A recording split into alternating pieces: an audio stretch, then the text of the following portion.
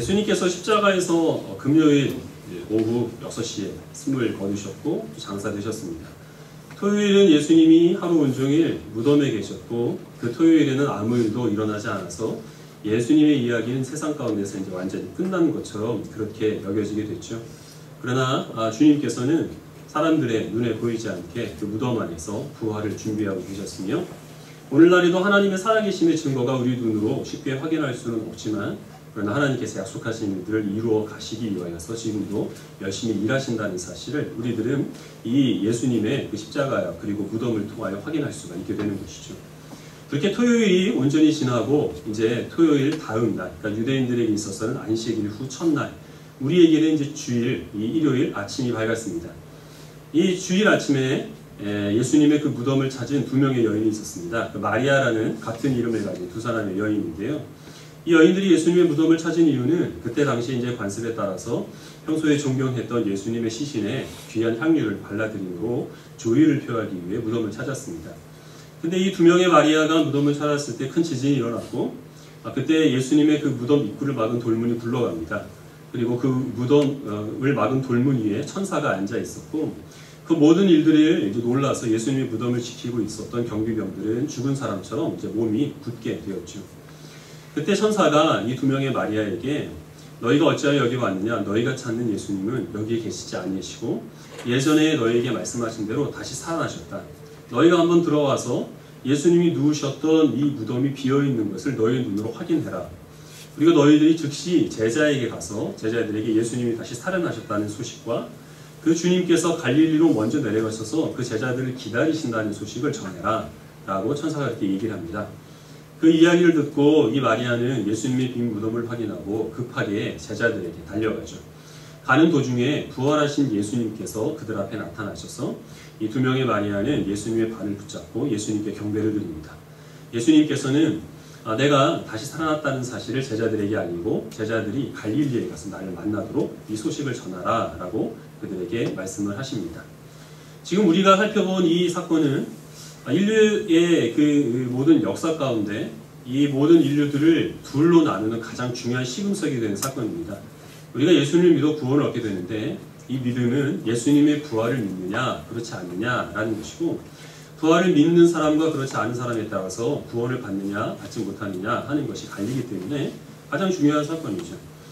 예수님께서 부활하신 이 주일 아침을 이 제자들이 기념하여서 유대인들의 안식일이 아니라 안식일 후 첫날, 즉 주일에 모든 기독교인들이 다 모임을 가져서 부활하신 주님을 경배하고 예배를 했습니다.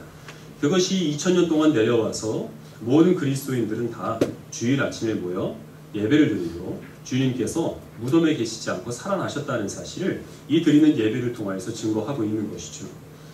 이렇게 중요한 일이기 때문에 당연히 4개의 복음서에는 모두 다 예수님의 부활 사건이 기록되어 있습니다.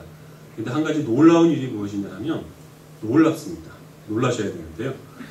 이 4개의 복음서에 기록되어 있는 예수님의 부활 사건이 각각 다르게 기록되어 있다는 겁니다. 예를 들면 마태복음에서 예수님의 부활을 처음 목격한 여인은 2명의 마리아라고 되어 있는데 요한복음에 보면 막달라 마리아 한 사람이 예수님의 무덤 안에서 부활하신 예수님을 만났다라고 되어 있고 누가복음에 가면 최소한 5명 이상의 여인들이 이 부활하신 예수님을 첫 번째 목격한 증인으로 그렇게 되어 있고 이 부활하신 예수님을 만나는 순서도 특별히 이제 요한복음이 많은 차이를 보입니다. 놀랍죠? 그래서 주님의 부활을 인정하지 않는 사람들은 부활이 실제로 일어난 일이라고 한다면 어째서 그 부활의 기록들이 각각 차이를 보이느냐, 그것은 부활이 거짓말이라는 증거가 아니냐 이렇게 공격을 합니다. 조금 더 깊이 생각을 해보면 오히려 이 부활 사건에 대한 사복음서가 각각 다르게 기록되어 있다는 것이 더 이 부활 사건이 실제로 일어나는 사실이라는 것에 대한 분명한 증거가 됩니다. 왜냐하면 부활 사건과 같은 이런 일들을 거짓말로 조작을 하기 위해서는 즉흥적으로 거짓말을 꾸며내서는 할 수가 없는 일이죠. 많은 사람들이 동원되어야 되는 일이기 때문에 그래서 사전에 철저하게 계획을 하고 모여서 모의를 하고 수십 번 입을 맞춰서 정말 치밀하게 이 조작이 이루어져야만 사람들이 실제로 일어나지 않은 부활 사건을 일어난 것이라고 그렇게 설득을 할 수가 있을 겁니다. 근데 이 각각 가지고 있는 이 복음서의 그 내용들이 다르다고 하는 것은 제자들이 그 사전에 자기네들의 그 입을 맞출 어떤 겨를 없이 있는 사실 그대로 자기가 목격한 대로 기술을 했기 때문에 그래서 사복음서의 부활 사건에 대한 내용이 다를 수밖에 없다는 거죠. 그리고 또 한 가지는 만약에 이 제자들이 정말 다른 사람들이 듣기에 예수님의 부활이 실제로 일어난 일인가 보다 라고 설득력 있게 받아들이기 위해서는 조금 더 신빙성 있는 증인들을 내세워야 됐을 겁니다. 사복음서의 공통적인 것이 무엇이냐 하면 예수님의 부활을 처음 목격한 사람들은 다 여자라는 겁니다. 근데 당시 유대 사회에서는 여자들은 법정에 설 수가 없었습니다. 여인들의 말은 믿을 수가 없어서 그들이 하는 말은 증거 능력이 없다라고 여겼기 때문입니다. 만약에 예수님의 제자들이 조금 더 신빙성 있게 예수님의 이 부활 사건을 조작하려는 그런 마음이 있었다고 한다면 여자들이 아니라 남자들로 그리고 사람들에게 조금 더 신임을 받을 수 있는 그런 인물로 처음 증인을 내세웠을 텐데 제자들은 그럴 필요가 없었다는 거죠. 얘기를 꾸며낼 이유가 없었기 때문에 다른 사람들이 무엇이라고 생각하든 있는 그대로 여자들이 예수님의 첫 번째 증인이라는 사실을 부끄러움 없이 그들에게 전파할 수가 있었다는 겁니다. 실제로 일어난 사건은 예수님의 부활을 목격한 그 여인들이 5명 이상의 많은 여인이었을 겁니다. 그런데 같은 사건이라고 하더라도 어떤 사람이 보느냐에 따라 그 사건을 바라보는 시각이 달라지고 해석이 달라질 수밖에 없는 거죠. 마태복음을 적은 마태의 입장에서는 이 마태복음은 유대인들에게 쓴 복음서인데 유대인들은 두 사람의 증언이 있으면 그것은 사실로 받아들이게 되어 있습니다. 그래서 이 마태의 입장에서는 2명의 마리아가 예수님의 부활을 목격했다라는 것으로 이 유대인들에게는 충분히 예수님의 부활 사건이 사실인 것으로 받아들일 수 있게 여겼기 때문에 그래서 2명의 증인만을 내세웠던 거죠. 누가의 입장에서는 이 누가는 평소에 누가복음을 보면 사회적으로 약한 자들의 그 입장을 대변하는 그런 말씀을 많이 전하고 있는데요. 이 사회적인 약자의 대표적인 많은 여자들이 예수님의 그 부활의 첫 번째 증인이었다는 것은 예수님의 이 부활 사건이고 약한 자들의 임하는 하나님의 은혜임을 증명하기 때문에 그래서 많은 여인들이 예수님의 부활을 목격한 것으로 기록했을 것이고 요한복음 같은 경우에는 구약시대의 대제사장이 자기가 혼자 지성소에 들어가서 하나님을 만나볼 수 있는 영광을 누렸는데 예수님의 무덤이 하나의 지성소가 되어서 대제사장이 홀로 하나님을 만났던 것 같이 이 막달라 마리아가 홀로 부활하신 예수 그리스도를 만나게 되므로 그 백성과 함께 하시는 하나님의 영광을 선포하려는 그런 목적으로 이 복음서를 기술했기 때문에 같은 사건 그리고 실제로 일어난 사건이지만 각각 이 복음서의 내용들은 다르게 기록되어 있는 겁니다. 예수님께서 살아계신 그 증거로 남기는 것은 사실 빈 무덤밖에 없습니다. 예수님께서는 부활하신 후에 40일 동안 세상에 계시면서 단지 몇 사람에게만 자신의 모습을 보이셨고 그리고 승천하셨습니다. 그래서 빈 무덤만을 증거로 하여서 예수님의 제자들이 예수님이 부활하셨다는 사실을 전했는데 더 놀라운 사실은 그 예수님의 그 제자들의 증언만을 믿고 예수님의 부활의 소식을 받아들인 많은 사람들이 있었다는 것이죠. 그래서 유대인의 종교 지도자들은 당황해서 예수님이 실제로 부활한 것이 아니라 그 예수의 시체를 제자들이 훔쳐갔다 이렇게 헛소문을 퍼뜨리기 시작합니다. 그랬더니 사람들이 무슨 소리를 하느냐, 너희들이 예수님의 제자들이 시체를 훔쳐가지 못하도록 경비병을 세웠다는 것을 우리가 아는데 이 제자들이 어떻게 예수님의 시체를 훔쳐갔겠느냐 이렇게 항의를 합니다. 그러니까 이 종교 지도자들은 예수님의 무덤을 지켰던 경비병들을 매수를 합니다. 너희들이 자고 있는 틈을 타서 제자들이 예수님의 시체를 훔쳐갔다고 그렇게 헛소문을 퍼뜨려라 라고 그렇게 얘기를 합니다.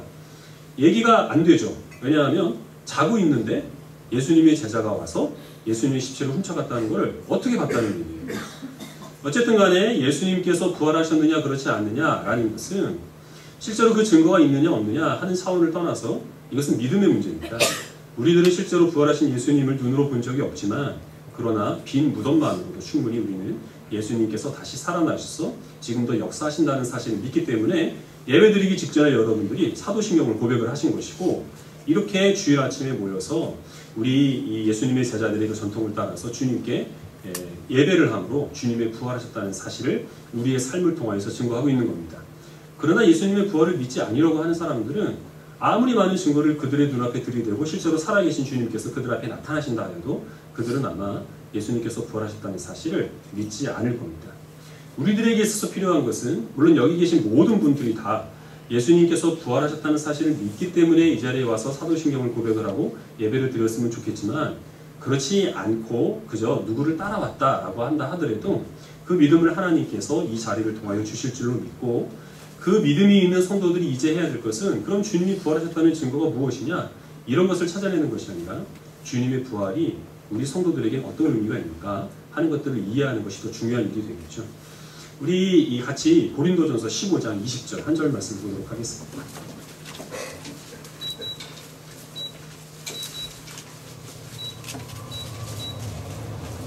고린도전서 15장입니다.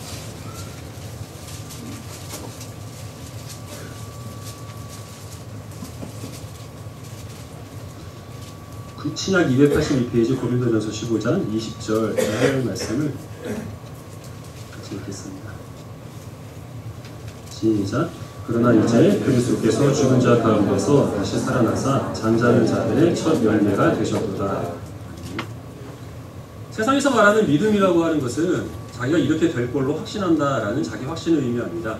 근데 우리 기독교 신앙에서는 믿음으로 말미암아 구원을 얻는다라고 얘기를 하는데, 그 믿음은 내가 바라는 대로 된다가 아니라 예수님께서 십자가에서 죽으신 것이 나의 죄 때문이라는 사실을 받아들이는 것을 기독교 신앙에서는 믿음이라고 합니다. 예수님을 그렇게 믿는 사람들은 그 믿음으로 말미암아 예수님과 연합된다, 하나가 된다라고 하죠. 그래서 예수님의 십자가의 죽음이 나의 죄 때문이라는 사실을 받아들인 사람은 영적으로 예수님께서 십자가에서 죽으실 때 나의 죄인 된 옛사람도 죽은 것이고, 당연히 예수님과 함께 죽었기 때문에 예수님께서 부활하셨듯 우리도 어떻게 된다는 겁니까? 한 번 죽는 것은 사람들에게 정한 일이기 때문에 육체적인 죽음은 맞이하겠지만 그 후에 우리들이 다시 부활하게 될 것이라는 거죠. 오늘 읽은 이 말씀은 주님께서 모든 잠자는 자들의 첫 열매가 되신다는 것은 예수 그리스도를 믿는 모든 사람들이 주님과 함께, 주님과 마찬가지로 부활하게 될 것을 우리들에게 확신시켜 주시기 위하여 예수님께서 십자가에서 죽으셨다는 그런 의미입니다. 주님께서는 예수님이 죽으시거나 부활하실 필요가 전혀 없으셨던 거죠. 우리를 위해서 예수님께서는 죽으셨고 그리고 부활하셨습니다. 그래서 예수님의 부활이 실제로 일어난 사실이라는 사실을 믿는 사람들은 우리도 한번 육체적인 죽음은 언젠가는 맞이하겠지만 그 후에 다시 살아날 것을 기대하는 믿음을 가지고 살아가는 것이, 그것이 바로 예수님의 부활을 믿는 부활신앙으로 살아가는 겁니다. 근데 다시 죽었다가 살아나고 그 후에 영원히 산다는 게 모든 사람들에게 있어서 달가운 것만은 아닐 수가 있습니다. 왜냐하면 지금 여러분들이 만약에 어떤 일이 있어서 숨을 거두시게 됐는데, 근데 주님께서는 다시 여러분들을 부활시키시겠죠. 다시 살리셨는데 다시 살아나고 보니까 지금 여러분들의 모습 그대로예요. 지금 여러분들의 얼굴 그대로입니다. 여러분들이 지금 생긴 모습 그대로 여러분이 다시 살아나고 더군다나 그 모습으로 영원히 살아가는 거예요. 끔찍하죠. 저는 너무나 감사하겠는데 제발 그렇게 됐으면 좋겠는데 여러분들은 그거 받아들일 수가 없을 겁니다. 그리고 또 여러분들이 살아가는 동안에 여러 가지 질병이나 사고로 인해서 몸의 건강을 잃는 사람들, 지금 살아가고 있는 현실이 너무 힘들어서 정말 지긋지긋하게 그렇게 여겨지는 사람들이 숨을 거둡니다. 다시 태어나서, 다시 거듭나서 부활하여서 영원히 살게 되는데 상황은 아무것도 달라진 것 없이 그렇게 우리가 살아가게 된다면 어떤 의미에서는 그러면 부활이 구원이 아니라 영원한 형벌이 될 수가 있을 것이겠죠. 근데 예수님께서 말씀하신 부활은 그렇게 그저 다시 살아나고 영원히 살아가는 것을 의미하는 것은 아닙니다. 사실 부활하는 것은 우리 그리스도인들 뿐만이 아니라 불신자들도 부활합니다. 악한 사람들도 영원히 삽니다. 그런데 불신자들은 부활하여서 하나님의 심판대 앞에 서게 되고 그리고 영원한 벌에 처하게 되는 것. 그러나 우리들은 다시 살아난 후에 영원한 하나님의 나라에서 하나님의 자녀로 살아가는 것, 이것이 다른 것이죠. 부활 여부에 중요한 부분이 있는 것이 아니라 부활한 이후에 어떻게 되느냐 하는 것이 중요한 내용이라는 겁니다. 오늘 읽은 말씀에서 조금 많이 뒤로 가서 우리 50절부터 58절까지 말씀을 한 절씩 읽겠습니다. 50절부터 58절입니다. 50절을 읽어주겠습니다. 형제들아, 내가 이것을 말하노니 혈과 육은 하나님 나라를 이어받을 수 없고 또한 썩는 것은 썩지 아니하는 것을 유업으로 받지 못하느니라.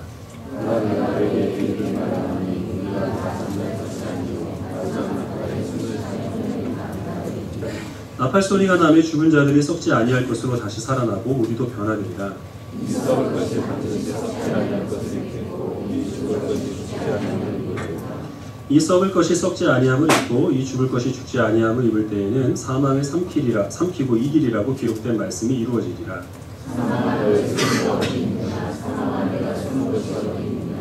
사망이 쏘는 것은 죄요 죄의 권능은 율법이라.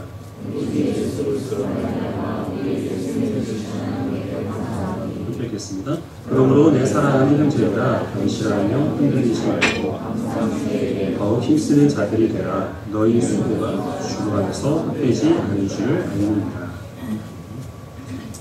부활 후에 일어날 신자의 변화에 대해서 말씀을 하고 있는데요. 하나님께서 우리를 다시 살리실 그날에는 모든 것들이 다 홀연히 그리고 순식간에 변화된다는 겁니다.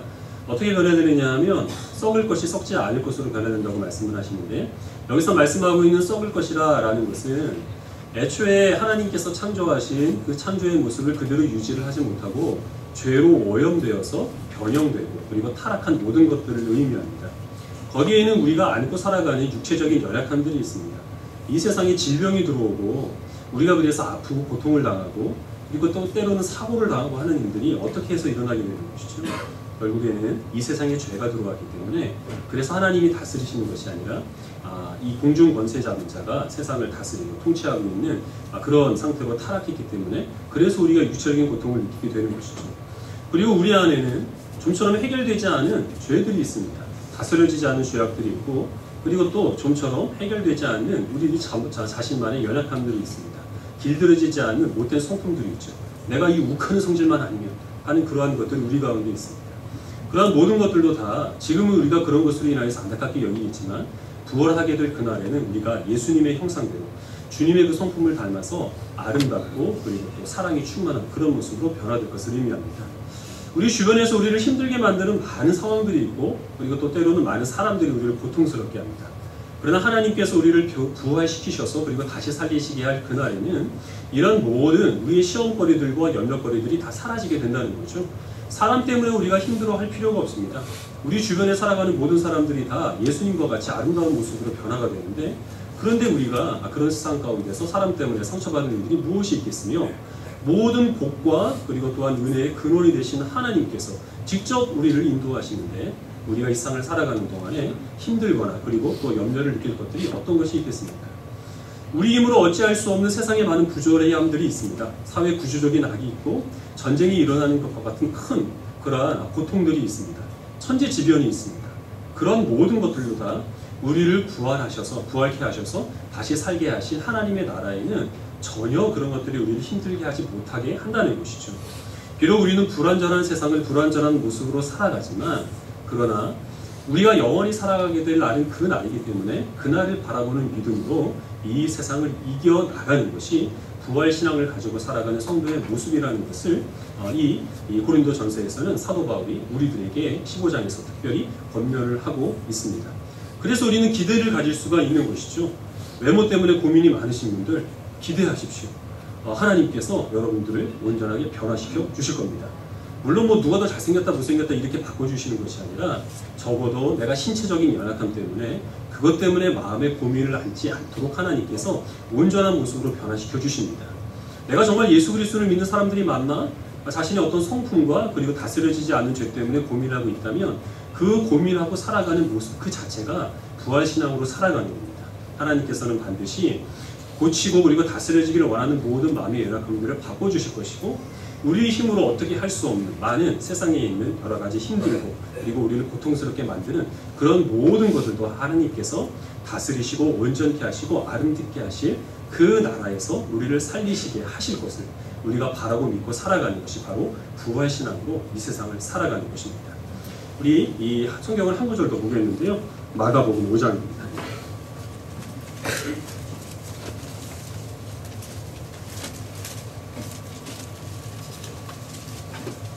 35절부터 43절까지 말씀을 해주시겠습니다. 마가복음 5장 35절부터 43절입니다.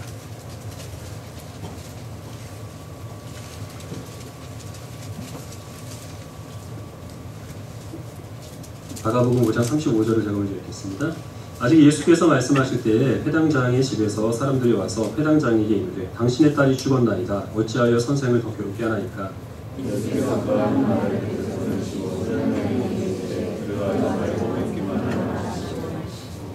베드로와 야고보와 야고보의 형제 요한 외에 아무도 따라옴을 허락하지 아니하시고,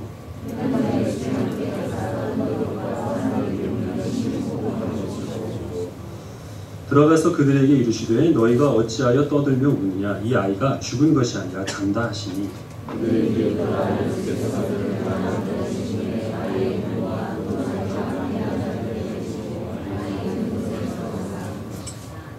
그 아이의 손을 잡고 이르시되 달리다 굼 하시니 번역하면 곧 내가 내게 말하노니 소녀여 일어나라 하시니라.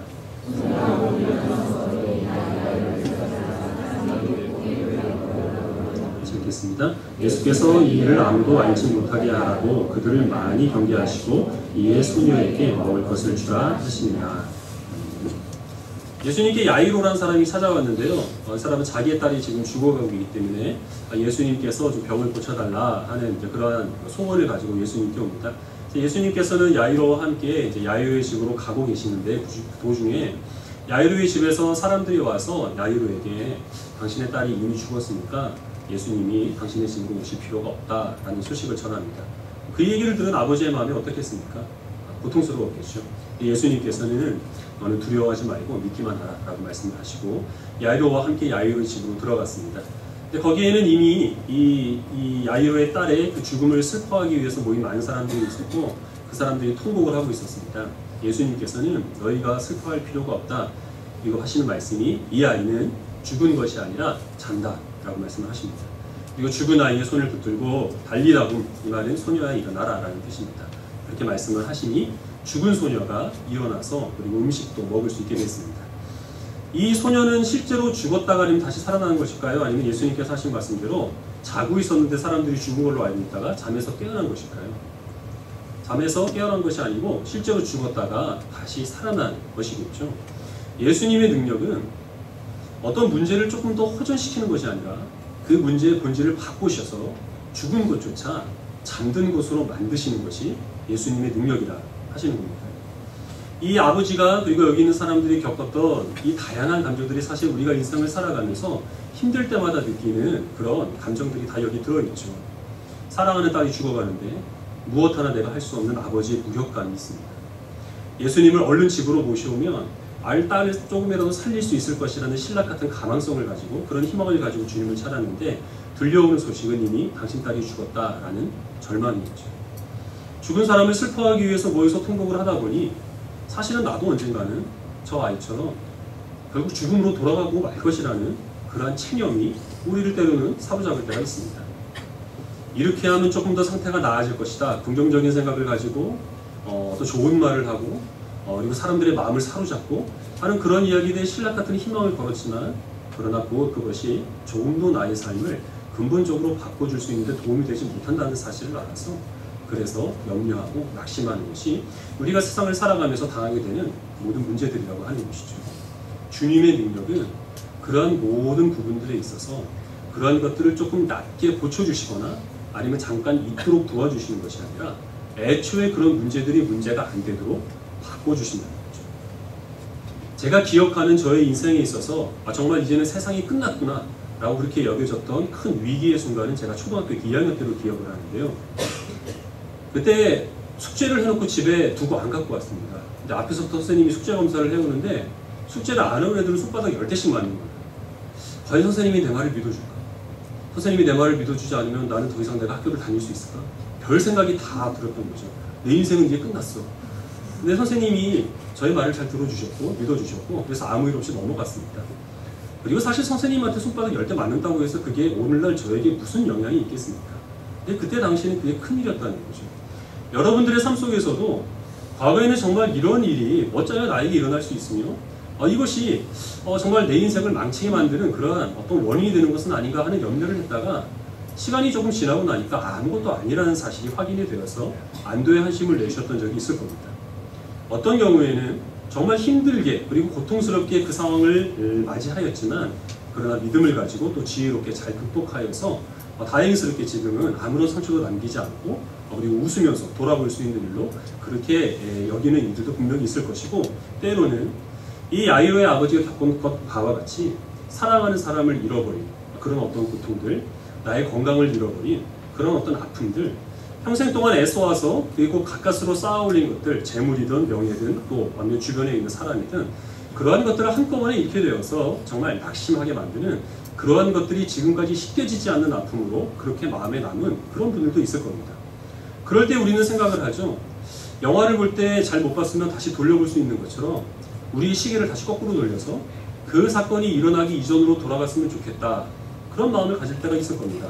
그렇게 되지 않으면 해결될 수 없는 문제가 있을 때는 그 일을 주님께서는 실제로 우리의 삶 가운데서 이루어 주시겠다라는 것이 부활신앙이 우리에게 주는 큰 위안이고 그리고 확신이라는 것입니다.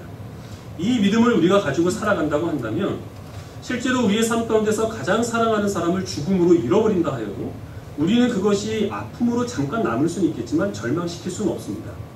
왜냐하면 그것은 바로 예수 그리스도를 믿는 믿음 안에 있을 때는 잠깐 헤어졌다가 나중에 다시 만나 영원토록 살게 된다는 약속으로 우리들에게 주어지기 때문이죠. 그래서 예수님을 믿지 아니하는 사람들은 장례식을 연결식이라고 합니다. 그건 영원한 이별이란 말입니다. 그리스도인들은 연결이란 말을 쓰지를 않습니다. 다만 우리는 고인이란 말도 쓰지 않죠.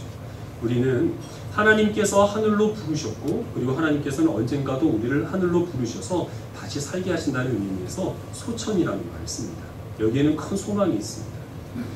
어떤 사람들은 많은 것을 잃어버려서 그것이 큰 상심이 되어 도무지 다시 재기할 수 있는 그런 힘을 얻지 못하지만 우리들은 지금 우리가 잃어버린 것보다 비교할 수 없을 만큼 더 귀한 것을 하나님께서 우리들에게 주시고 그래서 세상에 있는 집착을 떨어뜨리기 위하여서 하나님께서 잠시 맡아 가지고 계시다는 사실을 알기 때문에 그래서 우리는 어떤 일이 있어도 절망하지 않는다고 하는 것이죠. 이 믿음이 여러분들의 있기를 바랍니다. 제가 가끔 광명시에 있는 도서관에 가는데요. 사실은 자주 갑니다. 근데 거기에서 제가 고등학교 동창으로 오랜만에 만났습니다. 이 친구는 좀 특이합니다. 뚜렷한 생업이 없이 돌을 닦기 위해서, 돌을 깨우치기 위해서 산, 사찰, 수련원 이제 이런 곳을 돌아다니고 있는 친구였는데 사실 그 친구는 제가 신학교에 들어가고 나서 얼마 안 됐을 때 도서관에서 만나서 종교 그리고 구원에 대해서 많은 이야기를 나눈 적이 있었습니다.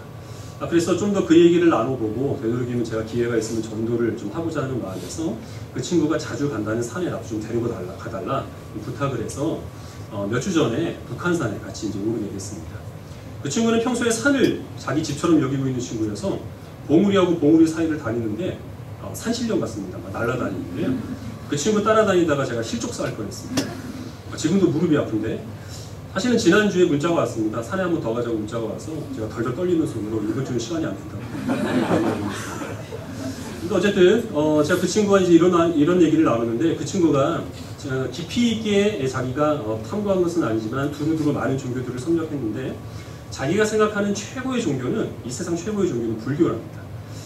왜냐하면 불교에서 추구하는 구원은 자기가 완전히 소멸되는 것을 뜻하는 거거든요.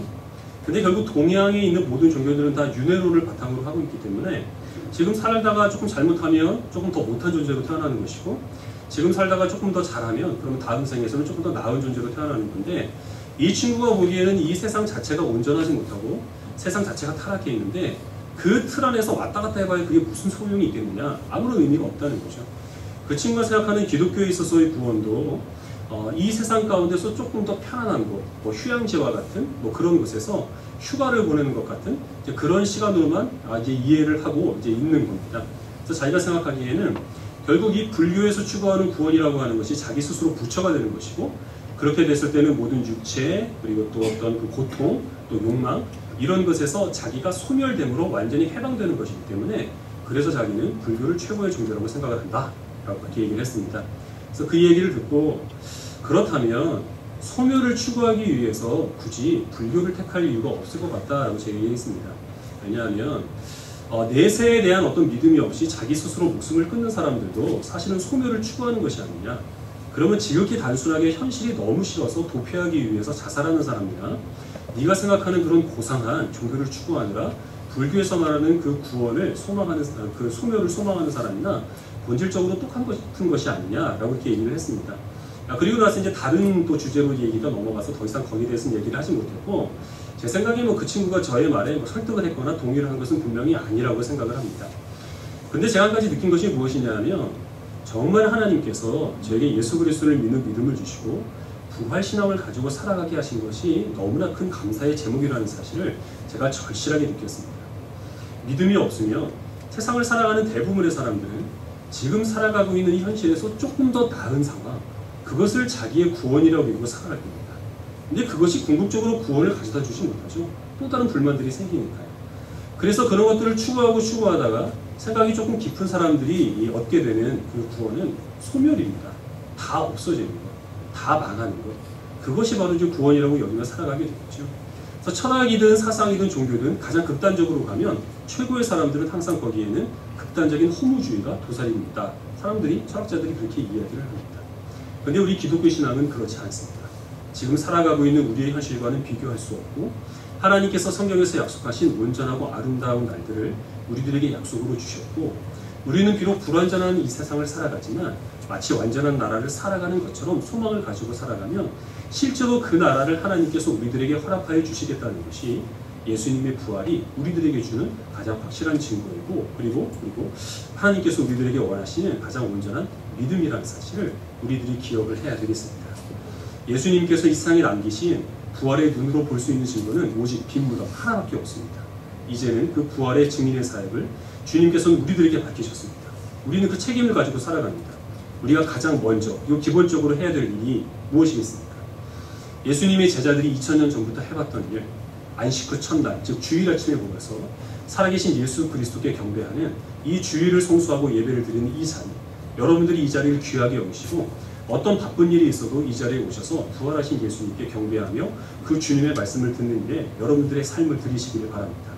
여러분들의 모습을 통하여 하나님께서는 주님께서 다시 오실 때까지 이 땅 가운데 예수님의 부활을 여러분들을 통해서 증거하실 줄로 믿습니다.